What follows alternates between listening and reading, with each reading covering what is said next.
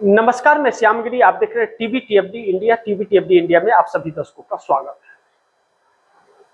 है। बंगाल का बवाल थमने का नाम नहीं ले रहा है और बंगाल के बवाल ने केंद्र सरकार के लिए नई संकट यानी कि नरेंद्र मोदी के लिए नई संकट पैदा कर दिया और चुनाव आयोग के लिए ममता बनर्जी पूरे सबूतों के साथ सुप्रीम कोर्ट तक पहुंच गई और ममता बनर्जी के ऐलान ने नींद उड़ा दी भारतीय जनता पार्टी का। जो ममता बनर्जी ने कहा कि Congress plus left plus TMC is equal to BJP out, यानी कि कांग्रेस के साथ टीएमसी और लेफ्ट का गठबंधन बंगाल के अंदर और भाजपा की सरकार हिलाने के लिए।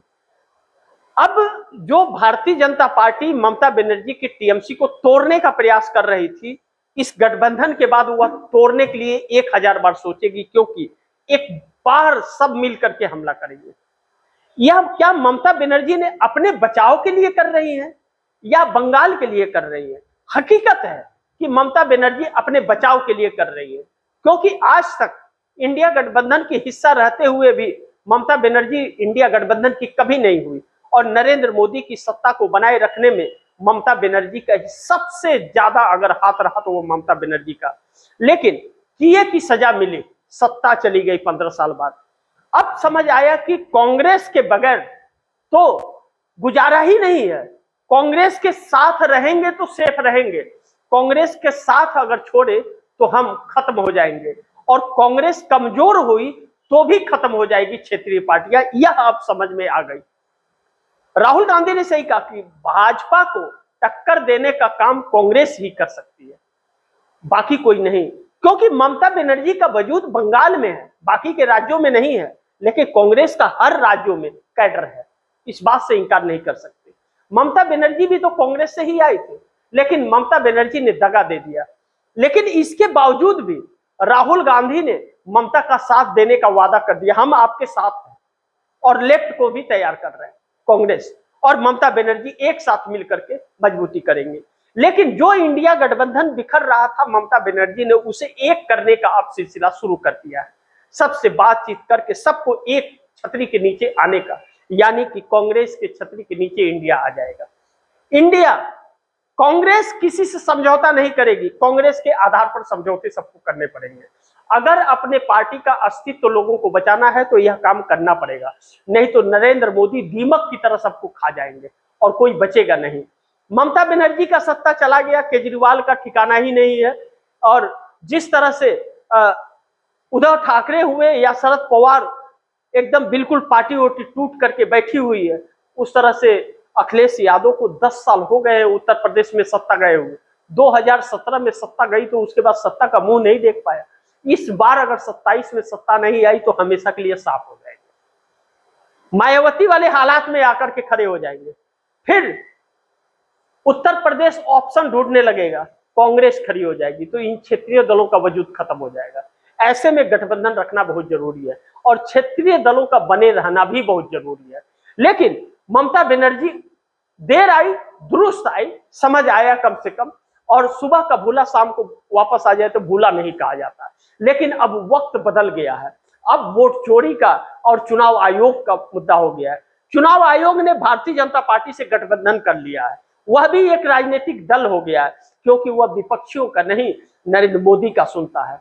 अब ऐसे में ममता बनर्जी डूब कर भी अब बचने के प्रयास में हैं। लेकिन एक चुनौती ममता बनर्जी ऐसी है बीजेपी के लिए जो बहुत बड़ा संकट पैदा कर सकती है, क्योंकि जुझारू नेता है। अब ऐसे में बिहार के अंदर नीतीश कुमार की पार्टी कभी भी टूट फूट की खबरें आ सकती है, या तो नीतीश समर्थन वापसी का ऐलान कर सकते हैं। इन दो चीजों में कोई एक चीज बहुत जल्द होने वाला है, क्योंकि नीतीश कुमार की पार्टी से जैसे ही वह डिप्टी सीएम का पद छीन लिया गया है, आधिकारिक सूची जो जारी हुई है गवर्नमेंट की, बिहार सरकार की, उसमें साफ लिखा हुआ है कि विजय चौधरी और विजेंद्र यादव डिप्टी सीएम नहीं है। उसमें दर्ज ही नहीं है, कहीं कॉलम में ही नहीं है, कॉलम ही हटा दिया गया है और सिर्फ एक सादा मंत्री बना दिया गया है। नीतीश कुमार की जो मांग थी, एक भी मांगे नहीं मानी गई।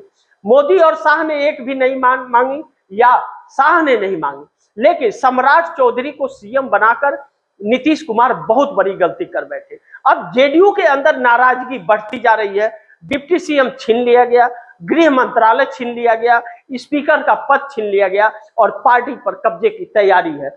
ऐसे में आग बबूला हुए सभी मंत्री और विधायक नीतीश कुमार के आवास में पहुंच गए। बैठक हुई और लगातार बैठकों का सिलसिला जारी है, क्योंकि वो बहुत सारे नेता है कि बगावती हो गए, वह अलग अलग नाराजगी में अलग अलग बयान दे रहे हैं जो पार्टी के लिए सही नहीं है। नीतीश कुमार को एक षड्यंत्र के तहत हटाया गया। तेजस्वी यादव ठीक कहते थे, 25 से 30 फिर से नीतीश का नारा लगा था और 6 महीने में फिनिश हो गए। अब 6 महीने में फिनिश होकर के नीतीश नजर ही नहीं आ रहे और पार्टी अलग से जा रही है। निशांत कुमार को स्वास्थ्य मंत्री बनाया तो गया, वह अपना स्वास्थ्य देखे या देश राज्य का स्वास्थ्य देखे, यह चिंता वाली बात है। और निशांत कुमार को देख करके, उनके हाव भाव देख करके और अभी तक के रवैयों को देख करके लगता नहीं है कि निशांत कुमार के नाम पर वोट मिलेगा। नीतीश कुमार की बातें अलग थी और निशांत की अलग। निशांत उतने एक्टिव नहीं है कि उनके नाम पर वोट मिल सके, वह अपनी भी सीटें हार जाएंगे और जीतेंगे भी तो नीतीश के सुपुत्र हैं इस नाम पर जीतेंगे। यानी कि 85 एमएलए और 12 सांसदों की ताकत होते हुए भी नीतीश कुमार असहाय सी परिस्थिति में आ गए हैं। नेता अब बगावत कर रहे हैं कि आप आए ही क्यों थे एनडीए के साथ और आपने भाजपा का सीएम बनाया क्यों, ऐसी क्या मजबूरी आपकी थी। लेकिन नीतीश कुमार ने बना दिया या बनवा दिया गया, यह बहुत बात है। अब नीतीश कुमार 85 एमएलए 12 सांसदों के साथ बने रहते हैं या गठबंधन तोड़ देते हैं, फैसला उन्हें करना है। लेकिन आने वाला संकट जो है वह नीतीश कुमार का अंत निश्चित करेगा। अब नीतीश कुमार की पार्टी उस हिसाब से नहीं उठ पाएगी जैसी थी और नीतीश कुमार के बगैर पार्टी का अस्तित्व नहीं होगा। इसका मतलब भारतीय जनता पार्टी का सपना पूरा होने जा रहा है। जेडीयू का विलय भारतीय जनता पार्टी में कभी भी किसी भी वक्त हो जाएगा, अन्यथा पार्टी टूट जाएगा। अब देखना यह महत्वपूर्ण होगा नीतीश क्या फैसला करते हैं। कहते हैं कि ऐसे वक्त में नीतीश का दिमाग बहुत तेजी से काम करता है, दाहिना हाथ क्या करता है बाएं हाथ को पता नहीं चलता है। लेकिन अभी तो फिलहाल नजर नहीं आ रहा है, लगता है कि चैप्टर नीतीश का क्लोज हो गया है। लेकिन चंद्रबाबू नायडू क्या कर रहे हैं? चंद्रबाबू नायडू की रात दिन मुसीबतें बढ़ती जा रही है। नीतीश कुमार को जिस हालात में ले आकर के नरेंद्र मोदी ने खड़ा कर दिया है, उससे चंद्रबाबू नायडू बहुत विचलित और चिंतित है। पार्टी के अंदर उनके स्वर गुजरने लगे हैं कि आप अगर ऐसे ही रहे भारतीय जनता पार्टी के साथ, तो जैसे नीतीश कुमार को खत्म कर रहे हैं, दीमक की तरह चाट रहे हैं, आपका भी वही हाल होगा, क्योंकि आंध्रा में भी एसआईआर शुरू हो गया। कौन सा खेल करेंगे आप समझ भी नहीं पाएंगे। ऐसे में जो आर्थिक तंगी का लॉकडाउन लगने जा रहा है, क्योंकि महंगाई अब काबू में सरकार के नहीं है और महंगाई जो बढ़ेगी वह लोगों की कमर तोड़ देगी। प्रधानमंत्री नरेंद्र मोदी ने ऐलान किया कि सोना मत खरीदिए, पेट्रोल का यूज मत कीजिए, डीजल यूज मत कीजिए, बाइक को घर में खड़ा कर दीजिए, कार है तो उसे भी खड़ा कर दीजिए, साइकिल खरीद के चलिए, बस से चलिए, मेट्रो से चलिए, ट्रेन से चलिए, लेकिन पर्सनल वाहन का उपयोग मत कीजिए, कम से कम कीजिए।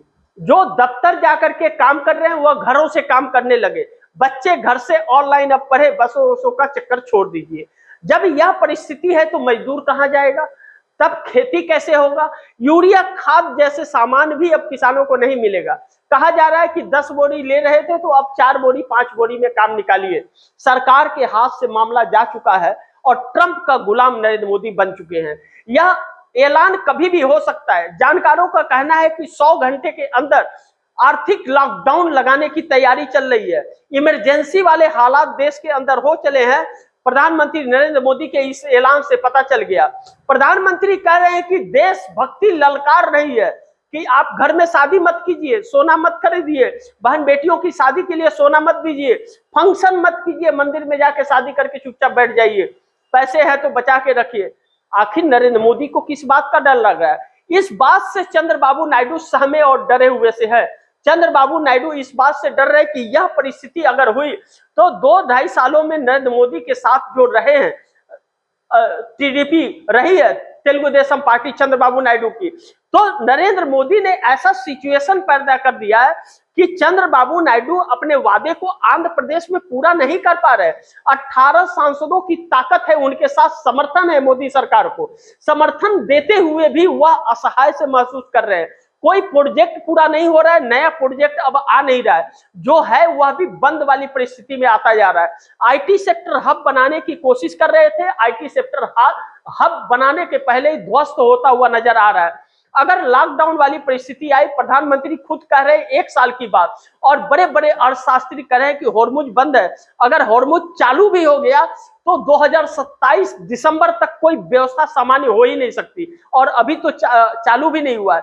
ऐसे में और भी बंद रहने की उम्मीद बताई जा रही है। युद्ध से तो प्रभाव नहीं पड़ा, लेकिन यह परिस्थितियां नरेंद्र मोदी की नाकामियों और धूर्तबाजी से आई है, इस बात से इनकार नहीं कर सकते। रसिया और ईरान से रिश्ते अगर खराब नहीं किए होते, चाईबासा पोर्ट को अगर इन्होंने निष्क्रिय नहीं किया होता, तो आज हमारे देश दुनिया में सबसे ज्यादा खुशहाल होता। लेकिन ट्रंप के सामने नतमस्तक मोदी एप्स्टीन फाइल का खुलासा ना हो, इसके लिए देश को गुलाम बना दिया। अब अमेरिका से 9 लाख करोड़ रुपए का हर साल सामान लेना है वहां से, और हमारे देश में बेचना है। सोचिए 0% टैक्स पर देश की हालत क्या होगी।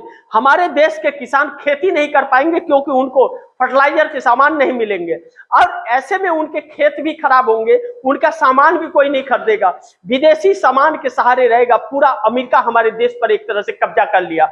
राहुल गांधी इसी बात को बार बार चिता रहे थे और इस देश को कर रहे थे।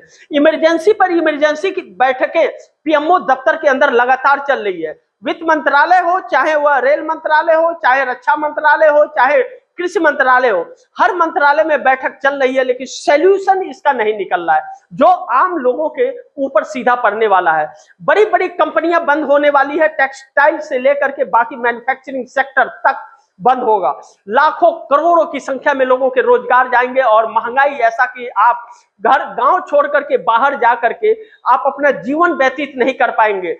जितना आप 300 रुपया कमाएंगे तो आपका 400 रुपया का खर्चा रहेगा। इससे बेहतर लोग गांव में रहना करेंगे।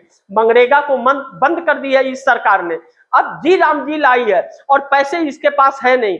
5 किलो फ्री अनाज भी बंद होगा, और किसान निधि भी बंद होगा। सरकार द्वारा जो लाडली बहना स्कीम दिया जाता है वह भी बंद होगा, क्योंकि सरकार के खजाने खाली हो चुके हैं, और आरबीआई ने भी हाथ उठा दिया है। मोदी सरकार ने आरबीआई को भी कंगाल बना दिया है। जो सरकारें पहले, केंद्र सरकार आरबीआई से 50,000 करोड़ सिर्फ लिया करती थी 2014 तक, अब नरेंद्र मोदी सरकार लाखों लाख करोड़ रुपया लेती है। आरबीआई में जो भी बचत हुआ सारा लेके उड़ा देती है, और देती कुछ भी नहीं है। 214 लाख करोड़ रुपए का कर्ज देश पर हो गया है 26-27 के बजट के अनुसार। ऐसे में सोचिए कि देश कहां है, और चंद्रबाबू नायडू समर्थन वापसी की तरफ आगे बढ़ रहे हैं। क्योंकि अगर उन्होंने ऐसा नहीं किया तो उनका राजनीतिक जीवन खराब हो जाएगा, क्योंकि साउथ में कांग्रेस की सरकार जो बन गई है, तेलंगाना हो, कर्नाटक हो, केरल हो और तमिलनाडु के अंदर, अब चंद्रबाबू नायडू बचे हैं। अगर इसका हथौड़ा राहुल गांधी ने चला दिया, और जिस तरह से राहुल गांधी की लोकप्रियता बढ़ रही है, चंद्रबाबू नायडू उतने ही चिंता में पड़ रहे हैं कि मोदी की वजह से कहीं ऐसा ना हो कि मेरा सत्ता चला जाए, इससे अच्छा मोदी से समर्थन वापस ले लो। देखते हैं क्या करते हैं, आने वाला वक्त बताएगा।